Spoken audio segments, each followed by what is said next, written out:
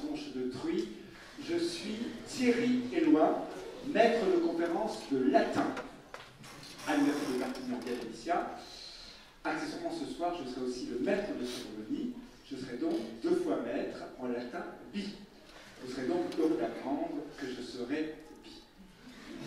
Ce qui est une étrange chose pour moi. Quoi qu'il en soit, je ne peux pas oublier que dans le vocabulaire français, une configuration magique, pour ne pas dire extraordinairement magique, fait que le mot éloquence est proche du mot élégance. Il n'y a donc pas d'éloquence sans élégance. Cette configuration était déjà d'ailleurs la configuration voulue magiquement par la société romaine, que je crois connaître un tout petit peu mieux que la société française. Pas d'éloquence sans élégance, pas d'élégance sans éloquence. Or, l'élégance, c'est ce qui est le fruit de la société. Nous n'avons pas d'échange sans élégance et donc sans éloquence. Les bêtes hurlent, grognent, reniflent quelquefois, alors que les êtres humains s'expriment par l'éloquence.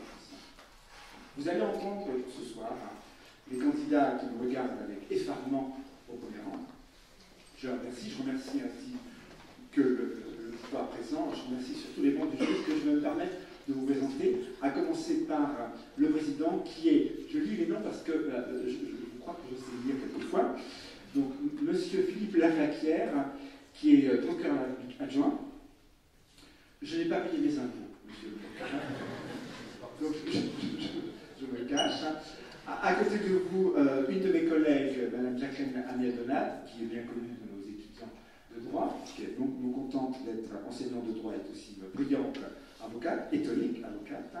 À côté d'elle, je suis désolé, j'ai toujours peur d'écorcher votre nom d'origine libanaise, Sarah Atcherbaliti-Didac. Je suis désolé, qui est aussi d'ailleurs une de nos collègues, Marcel Sousse, qui me supporte en tant que collègue de la fac de droit. Alors je suis à la fac de lettres, et Christine Gavalda, qui me supporte aussi, elle, dans d'autres circonstances que la fac de droit. Mais je vous en parlerai un peu plus tard, si vous voulez. Quoi qu'il en soit, je vais laisser parler ceux et celles que vous attendez tous avec impatience, et même avec gourmandise. Toute dernière chose, vous allez entendre, vous allez voir de magnifiques organes, des instruments démesurés, des voix, les voix humaines. Ce qu'il y a de plus précieux chez l'être humain, c'est la voix. Vous allez donc entendre des voix magnifiques. Je déclare solennellement ouverte la 2e édition du concours d'éloquence de l'Université de Perpignan via domicile.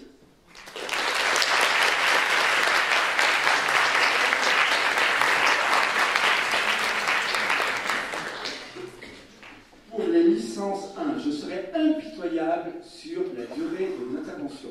J'ai un réveil que j'ai même remis à l'heure ce matin, et j'ai acheté, donc qu'est-ce que je dis, j'ai volé des piles à Monoprix, pardon monsieur le procureur, enfin ça va, vous êtes adjoint, donc je peux voler de manière directe. J'ai donc mis ce réveil à l'heure, vous avez très exactement entre 10 et 12 minutes. À 12 minutes, je crie.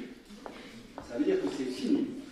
J'appelle donc pour les licences 1 de droit, sur un sujet absolument magnifique.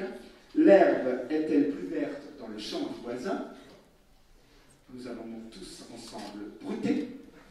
J'appelle donc pour les licences 1 le duo, un duel de 20 minutes, 10 minutes chacun. Pas d'accord sur les noms, j'espère, excusez-moi, je me perds dans les papiers. J'appelle Ina. Est-ce que je te présente toutes mes excuses? Je donnerai un billet de 50 € tout à l'heure.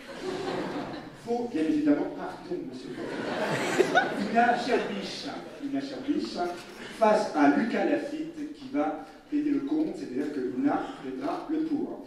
Vous avez 10 minutes chacun, 12 maximum. À 12, je vous interromprai. Merci de vous mettre en place.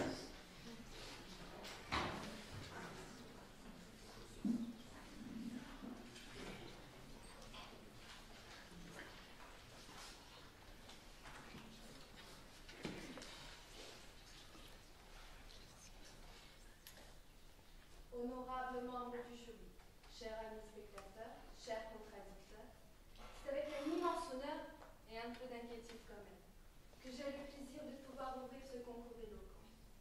Entre nous, je dois vous avouer que je n'ai su manquer d'inspiration, tellement la réponse était évidente. Le soir même, les idées n'ont de cesse pousser dans mon esprit. Mais sans plus tarder, laissez-moi assouvir votre curiosité en vous dévoilant le sujet.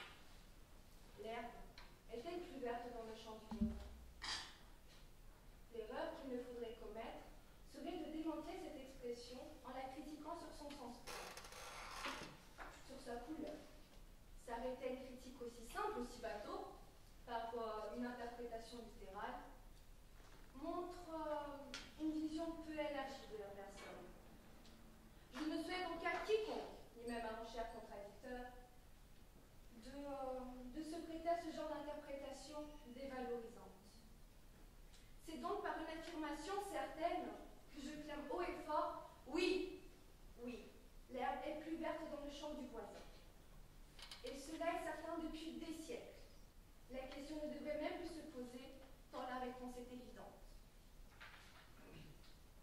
En effet, avant même notre époque, des gens de la grande littérature française, tels que Molière, à travers les Précieuses, Gustave Flaubert, avec Madame Bovary, qui en dénonçant la société et la vie misérable de leurs personnages, nous prouvent bien que l'herbe est plus verte dans le champ du voisin. Sinon, pour quelle autre raison M. de Nemours irait faire du voyeurisme à la porte de la princesse de Clèves, alors qu'il pourrait tout simplement rester chez lui? Pourquoi, bel ami, tentait-il de rejoindre un autre milieu? Et pourquoi ne se contenterait-il pas de sa brindille d'ancien officier? Le 7e art fait d'ailleurs des merveilles à ce sujet. Rappelez-vous de Pomponette, de la femme du boulanger. Oh, mais justement, la voilà. Vous l'avez vue? Vous l'avez vue, la Pomponette? Dis, c'est maintenant que tu reviens. Et le pauvre Pompon, qui se fait du mauvais sang depuis hier, il tournait, il cherchait dans tous les coins. Il était malheureux comme un pied. Et pendant ce temps-là, elle allait chez son chef de gouttière, un inconnu, un bon à rien. Ne cesseras-tu donc jamais d'aller dans le champ du voisin?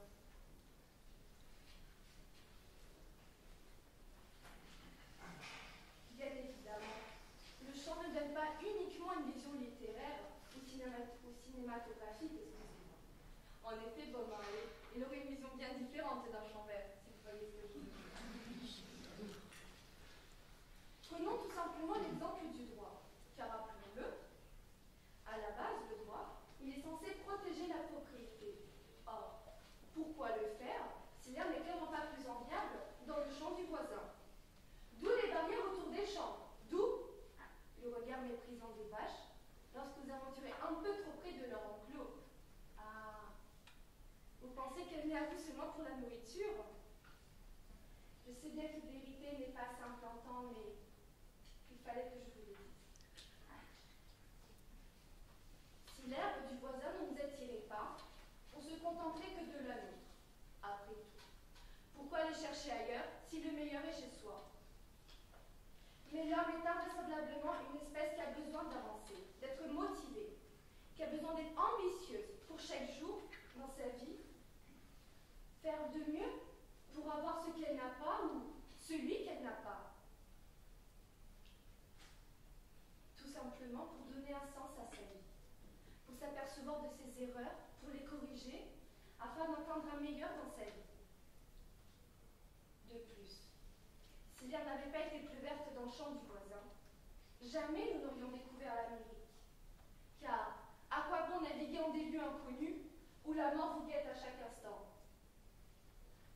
Cela me rappelle d'ailleurs une célèbre phrase d'un Portugais, Paulo Coelho. Notre vie est un voyage constant, de la naissance à la mort. Le paysage change, les gens changent, les besoins se transforment, mais la vie continue. La vie, c'est le train, ce n'est pas la gare. Alors non, cher jury, cher public, il ne faut pas avoir peur d'aller voir ailleurs. D'ailleurs, sous l'influence des États-Unis, nous sommes depuis toujours amenés à vouloir aller là-bas. Combien d'affiches publicitaires, de films hollywoodiens, de séries américaines,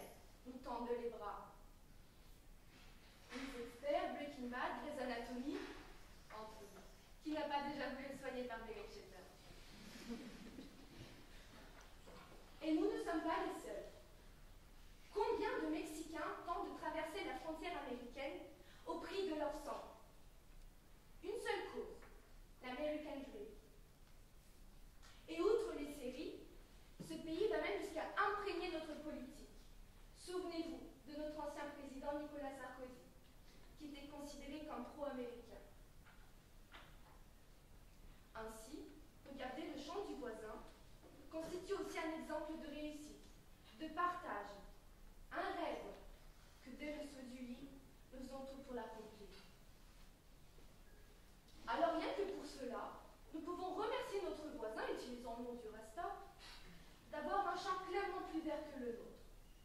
Ainsi, si cela est votre cas, allez-y le remercier dès ce soir de vous donner un sens à votre vie.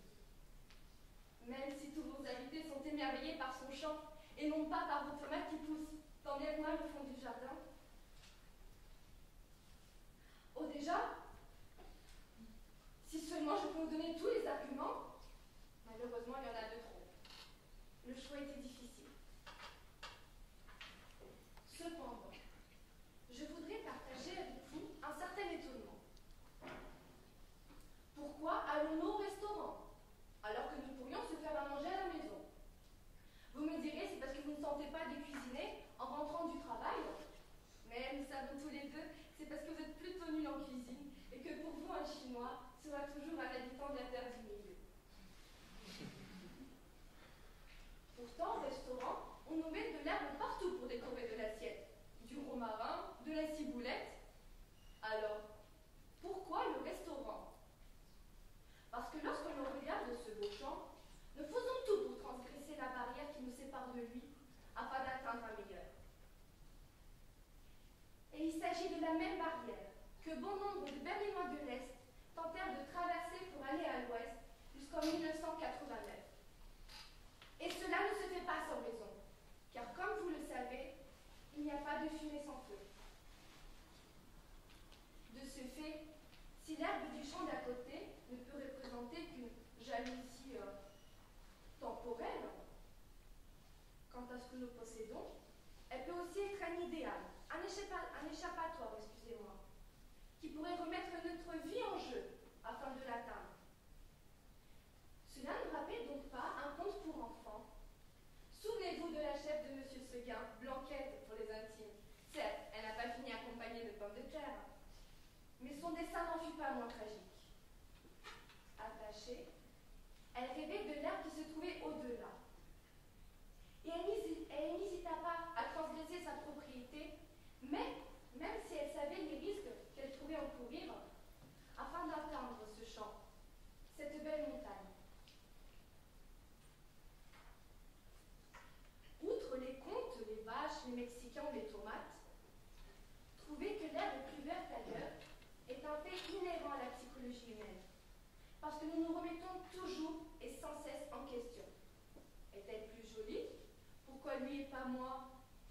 Pourtant je travaille dur, etc. On l'a tous dit au moins une fois dans notre vie. Et même la personne la plus confiante s'est remise en question au moins une fois dans sa vie. Tel est le cas de mon cher contradicteur qui, par jalousie, tentera tant bien que mal de contester mes propos, conscient que ces derniers sont plus verts que chez lui, même s'il ne sera jamais vu. Enfin, pour finir sur une bonne note, je l'espère, sachez qu'il quitte le pays pour s'en aller gagner la vie, loin de la terre où ils sont nés. Mais pourtant, que la montagne est belle. Merci.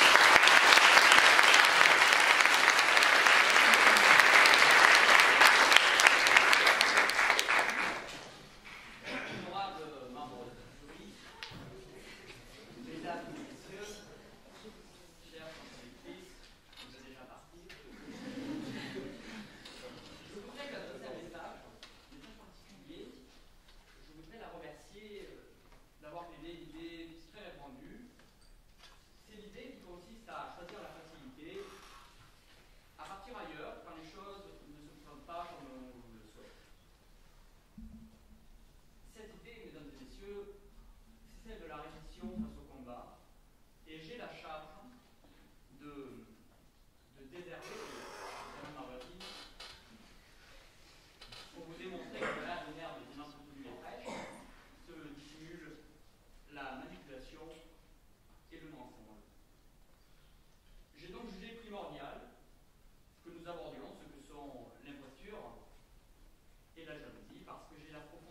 conviction que nous avons tous un devoir de transparence les uns envers les autres. Je veux vous faire entendre un propos lucide, de bon sens, sans aucun artifice oratoire. À celui qui me dit que l'herbe est plus verte chez le voisin, je réponds que les apparences sont souvent trompeuses. Nous, juristes de seconde classe ou vétérans,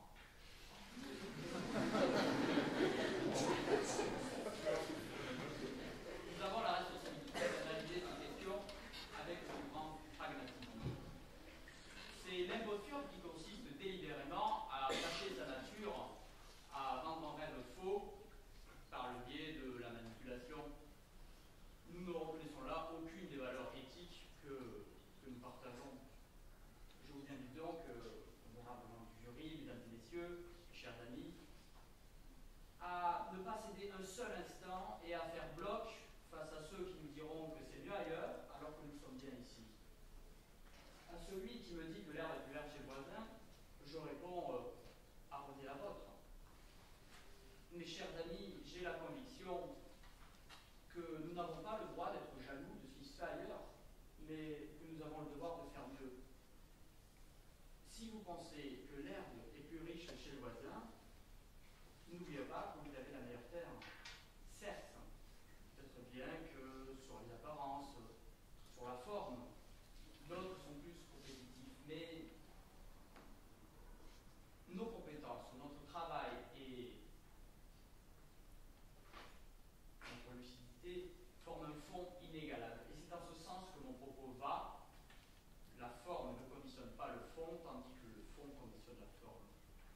J'entendais à l'instant mon amie Ina plaider en faveur de l'idée qui suppose que tout est meilleur ailleurs. Et mes chers amis, mesdames et messieurs les membres du jury, j'ai bien tendu l'oreille. Ma contradictrice a défendu que l'herbe est toujours plus verte chez le voisin. Je le redis, ma contradictrice a défendu que l'herbe est toujours plus verte chez le voisin. Je remercie vivement mon aimable adversaire d'avoir plaidé pour ma cause. Cher auditoire, j'ai la conviction que cette thèse revient à nous faire penser que chaque personne assise à côté de vous est toujours meilleure dans tous les domaines. Ceci, en plus d'être absurde, est de nature très réductrice. Et, mes chers amis, j'assume pleinement la responsabilité de vous défendre pro bono. J'ai pris l'engagement d'apporter la lumière sur une question difficile, sans aucun détour. Et par ce motif, je crois qu'il est important que nous soyons sensibles aux mots qui ont été employés et qui définissent la nature de ce contradictoire. L'herbe est toujours plus verte chez le voisin. L'herbe est toujours plus verte chez le voisin. Mon adversaire nous a imposé sa vérité, nous oblige à croire par le oui que toujours l'autre fait mieux. Naturellement, il est évident, et je pense que nous sommes tous d'accord là-dessus, que cette idée n'est même pas pensable. Elle est déconnectée de la réalité. Et quand on est déconnecté de la réalité, c'est qu'on ne connaît pas le terrain et c'est qu'on prétend être le meilleur. Or, c'est là une contradiction car mon adversaire, comme je vous l'ai dit, a plaidé en ma faveur un peu plus tôt. Finalement, on ne comprend pas grand-chose, mais c'est un des effets des grandes utopies. Enfin, Freud disait qu'on a beau rêver de boisson, quand on a réellement soif, il faut se réveiller pour boire. Mes chers amis, j'ai la certitude que non, l'herbe n'est toujours pas plus verte chez le voisin. Nous pouvons être doués en droit civique, big up à Maître Réza qui vient de rentrer, et avoir un camarade moins fort dans cette matière, et vice-versa. Je vais terminer mon propos en vous racontant l'histoire vécue